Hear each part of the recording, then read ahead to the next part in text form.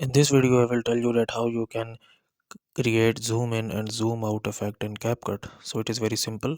First of all, let's suppose that you want the zoom in effect to start from here. So you will uh, drag this line here. Then you will click on this keyframe option here, and then where you want to finish your zoom in effect, you will go there and again click on this keyframe, and now you can actually zoom in here like this one.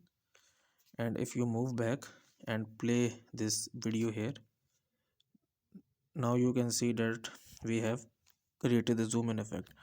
And now if you want to actually zoom out, you will create again this keyframe here, then again this keyframe here, and you will actually zoom out.